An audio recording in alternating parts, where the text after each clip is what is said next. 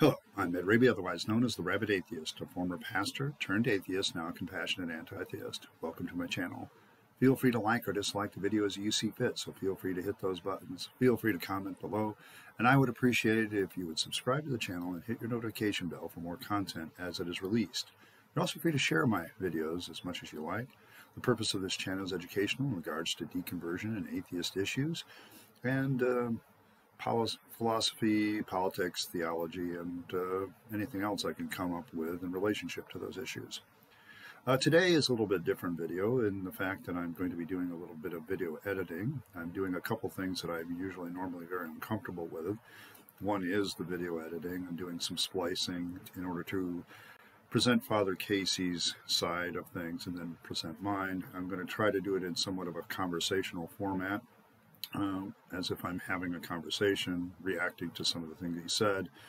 I want to apologize to Father Casey if he ever watches this video, in the sense that I may have cut him in places that he would not have cut himself, but I felt that these were good places to stop and make my point. The other thing I'm doing that's uncomfortable is I'm using a little bit of a script. I normally like my videos to be a little bit more authentic and podcasty, but this one will have to do. So without further ado, let's get into my reaction to Father Casey.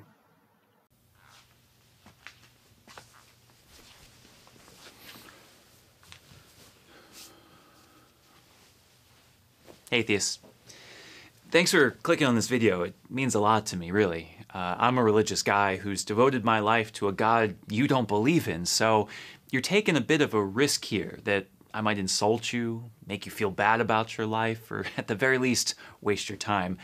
I really do appreciate it, and I hope not to do any of those things here. Rather, I'd like to pose a question to you. It's a very simple question, in fact. Father Casey, I've seen a few reactions to you. Many have assumed your malice rather than your ignorance. I'm going to take a little advice from Rationality Rules this week when he did his video on 3 mistakes that atheists make. And I'm not going to assume your malice in this, because I used to be you. I used to be a Protestant minister, and I was for 20 years. I did a lot of things in my own ignorance and my own lack of ability to see my own indoctrination into my faith. So I'm not going to assume your malice or even your arrogance. I think faith creates a little bit of arrogance in and of itself, and that's really not your fault. But I'm also not going to assume your malice, that you're being disingenuous. I'm just going to assume your ignorance from my point of view. No offense, because I think, having watched this whole video, I think you assume the ignorance of atheists. But when you really think about it, when people are having a conversation where they have a different opinion and they have two opposing polar opposites, they're assuming the other side's ignorance. So a conversation is warranted to see which one of them is right, wrong, or maybe both. It is more of an exhortation from me to you. This question is not meant to trick you or convert you. I don't have some super ingenious question that will somehow inspire faith in a deity, as much as I'd love to. I'd rather just like to challenge you. You say that you're an atheist, that you don't believe in gods, and I just want to know one thing. Are you a good one?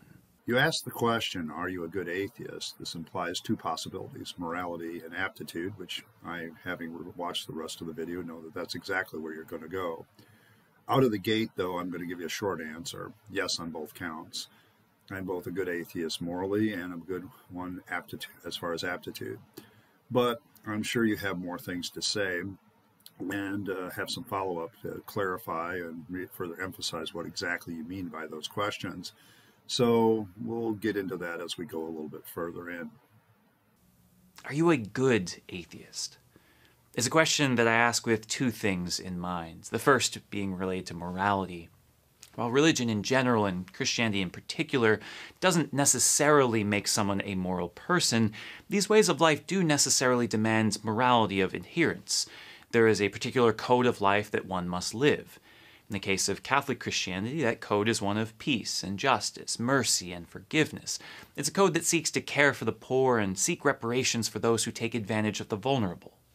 Now, Lord knows we don't always live up to our founder and have actually done some pretty atrocious things through the years, but it is our faith that at least informs us when we do these things and gives us and reminds us a moral code to live by, reminds us that it's not an option.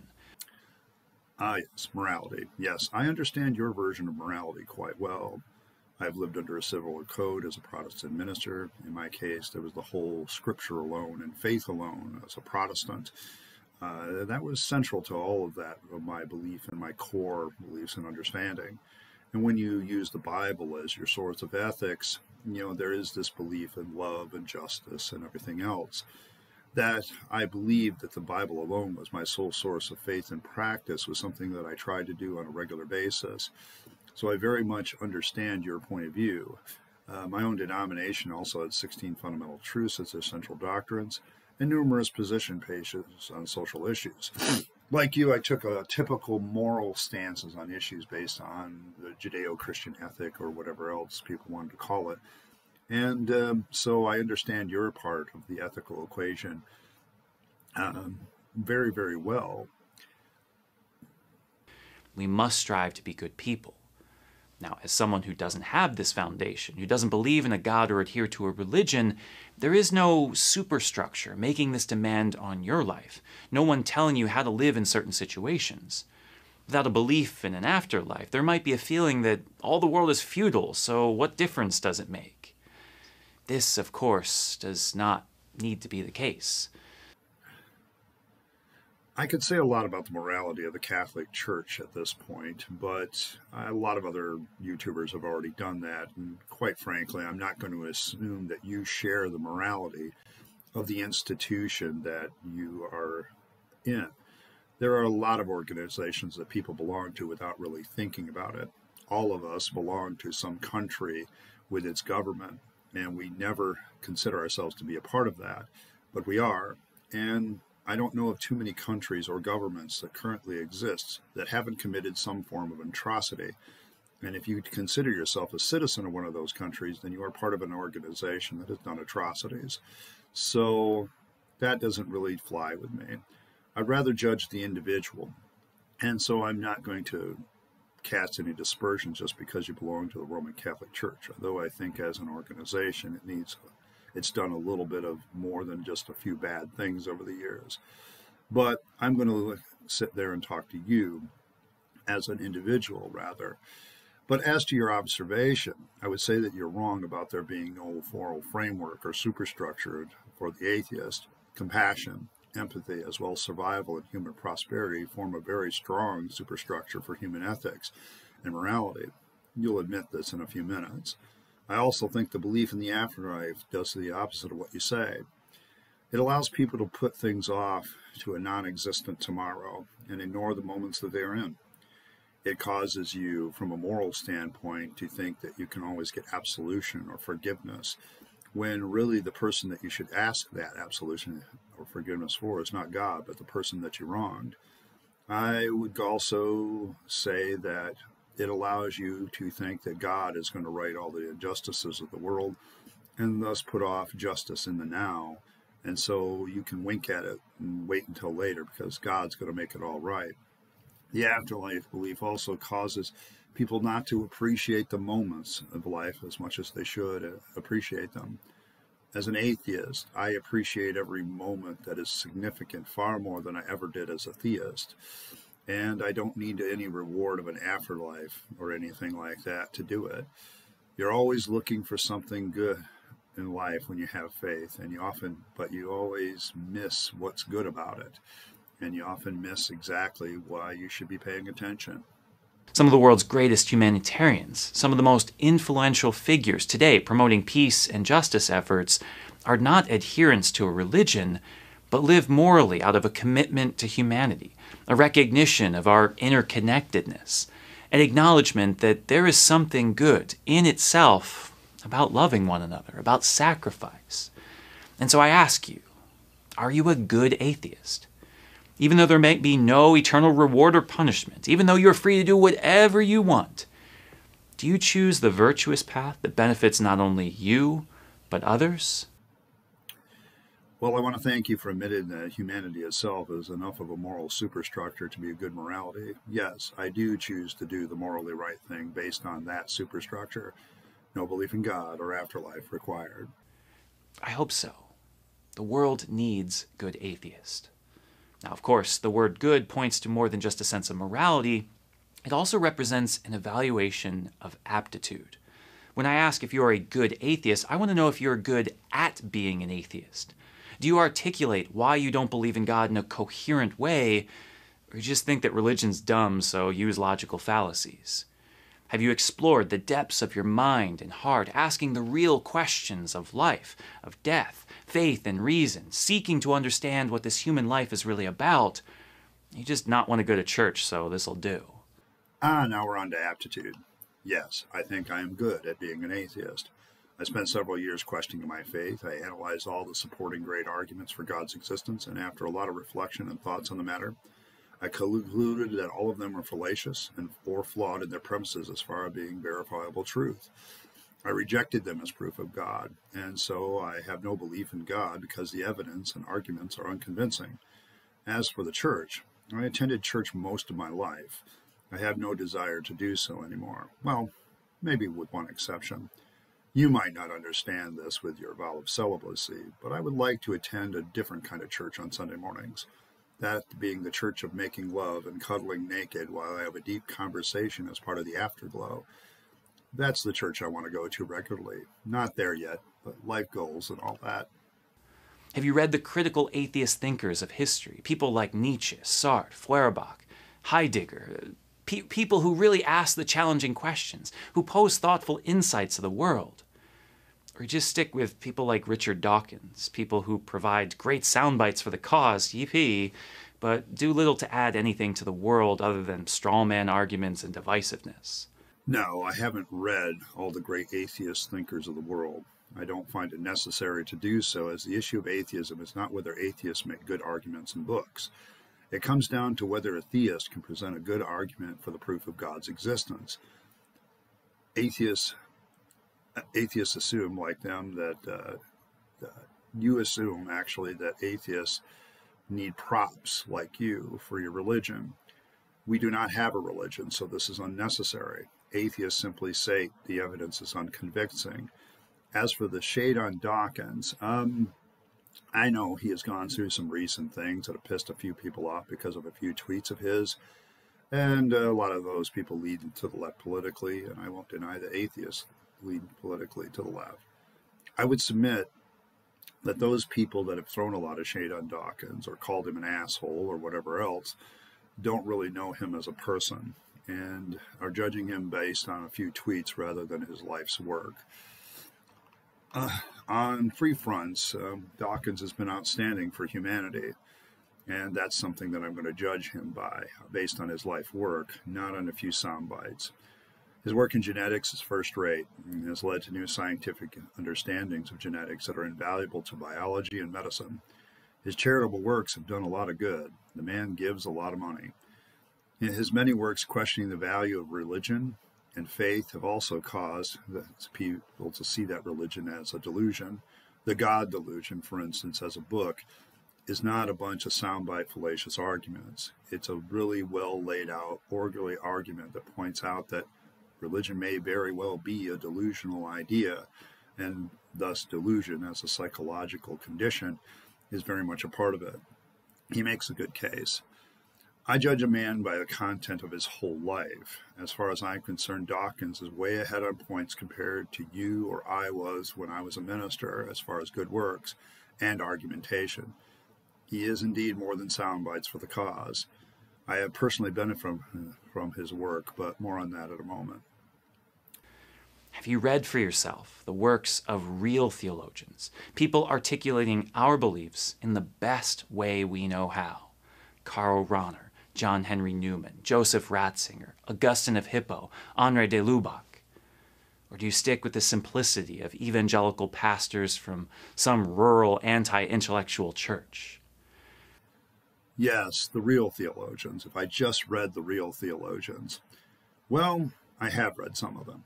I used to be one of these people, these theologians you speak of. So With my biblical studies degree, my bachelor's degree in biblical studies, and my master's degree in theology, I did endeavor to do real theological work, trying to come up with some answers to the theological questions that were posed to me. While I didn't read most of the people I mentioned, I do believe I read Augustine of Hippo, at least City of God, and a few other of his works. And I also read Pope John Paul II's work. I can't remember what it was. That's probably my problem with Catholic theologians. I find them forgettable. I did read, however, Protestant likes of John Calvin, Karl Barth, John Wesley, and many other Protestant theologians that take upon them the same issues that you present in the Catholic Church. And this didn't really help your cause, because the basic issue in theology is not God's existence. Theology as a study group assumes God's existence, and so it's not really helpful. What really needs to be answered is the question of what proof or evidence do you have for God's existence in the first place?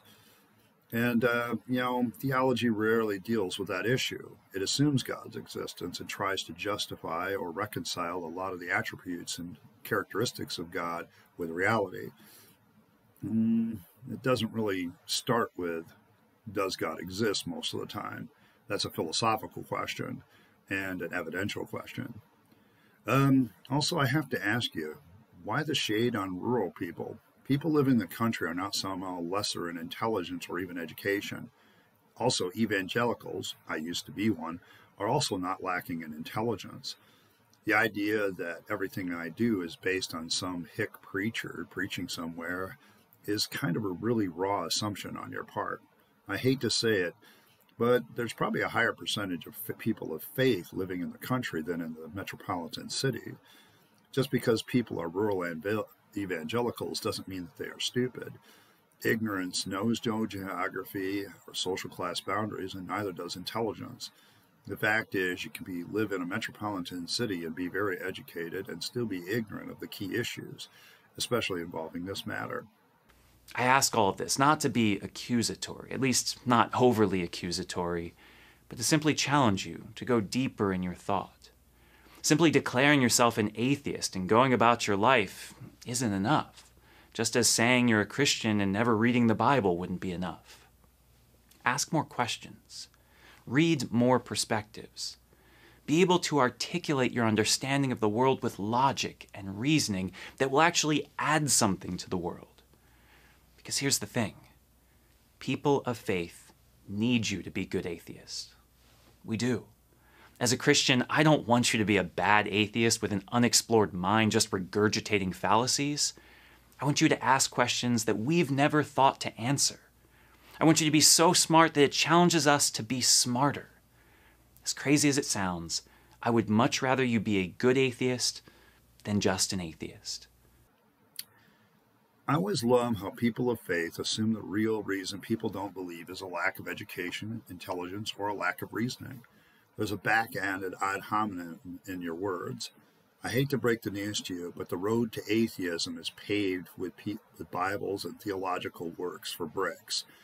It was becoming knowledgeable on these matters that drove people to their atheism. I know, I am one of these.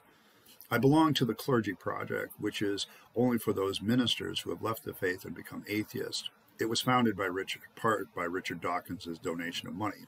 He's not a member of the Clergy Project because he wasn't a former minister, but it was his work that led to personal benefit for me.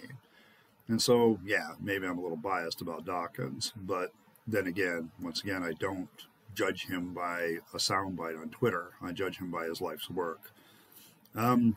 At last count in the Clergy Project, there is well over 1,000 of us. Understand, that's 1,000 of us, knowledgeable people who were formerly like you, people of the cloth, who not only no longer hold their faith, but also no longer believe in anything supernatural. That's a pretty dramatic shift. How did they get there? Well, I can't go into the details of all of their conversions because we're trying to keep things private, because some of these people are still in the pulpit and some of them are in dangerous situations. But I can tell you the general tenor of why they became atheists. All of them were biblically and theologically knowledgeable, and that is what led them to their atheism. The more they studied the Bible, the more they realized that it couldn't be reconciled. The more they studied the theology of their various churches, they realized that that wasn't good either. And that's what drove them to being part of the clergy project, not only discarding their faith, but also becoming atheists. That's pretty significant that we have such a high number given the population of the clergy. But by all means, keep asking people to keep diving deeper. I would say that if you keep asking people to dive deeper into the Bible and theological works, it creates atheists. So more power to you. I think we have also asked some questions. You say that we should ask deeper and different questions. I think we have also asked some questions at this point that you haven't answered, or nor can you. Perhaps you should work on the answering questions that you already have in front of you, given to you by the atheist, rather than seeking new ones. You seem to be struggling with the ones you have, in my humble opinion. And so that is my humble message to you, from one believer to a non-believer. We may not agree on much, but that doesn't mean that we don't need each other or can't learn something from one another. We do, and we can. Peace and good to you, Father Casey. I too think the world needs more good atheists. I'm going to make the bold move and ask you to join us and be one. Having been you in a certain sense for 20 years of my life, I'm urging you to get out while you can and while you're young. You have been indoctrinated into a belief system for which you cannot prove the existence of its most basic foundations, the existence of God or Jesus. I have concerns for you that are genuine and empathic, because I used to be you. I don't want you to waste the best 2 years of your life in a fantasy, but I'd rather have you do something constructive and beneficial both for yourself and for others. I urge you to join the project and get out while you can. I want to thank everybody for stopping by for this little reaction video. I want to thank Father Casey for putting up his video, and I want to thank some of the other atheists out there for reacting and making me aware of this video. This one touches my heart a little bit more because, yeah, I can see where he is. If not for the course of my life, I would still be where he is. And I don't have any malice towards Father Casey because I understand how delusion and indoctrination can make you see the world so differently, and it's not through the lens of anything good. So, yeah, to some people, he may come off as arrogant and condescending, and I saw that from Vice Rhino and his reaction to this guy. But I'm going to challenge those of you that want to see Father Casey in that regard that, yeah, he's in the fog. He's in the bit where he doesn't see it. And our reaction as atheists shouldn't be malice back to a perceived malice, but perhaps we should have a conversation. Now, throughout this video, I did kind of challenge Father Casey because he kind of challenged me, but I thought that was fair. I want to just go with my gut on a lot of things sometimes here, but I think when a person who is of the cloth starts to make videos like this, it's because they're challenging themselves and they don't even realize it. Or they're completely indoctrinated and they really, really feel that they're doing some good. So my challenge to my fellow atheist apes is this: never assume malice, assume ignorance, because that's what's really the truth. I want to thank everybody for stopping by. You guys have made the channel great. This is a video also done in celebration of passing the 250 subscriber milestone. I did my last video when I was very close, and lo and behold, as soon as I uploaded it, the day it uploaded and went live, yeah, I'd already broken that number. So I'm going to enable this one as the 250 plus subscriber video, and thank you very much. I am also working very hard right now on getting PayPal and Patreon up, and yes, I promised that when I hit 100, but I've been kind of lazy about it, and I also struggle with it a little bit on a different level. But I want to thank everybody for being a part of this, and hopefully soon those of you that want to financially contribute to what I'm doing because you think it's valuable will be able to do so. And hopefully I can convince you to be a rabid atheist like myself, including you, Father Casey. In the meantime, this is Ed Rabyd, also known as the Rabyd Atheist, signing off and wishing you a good day.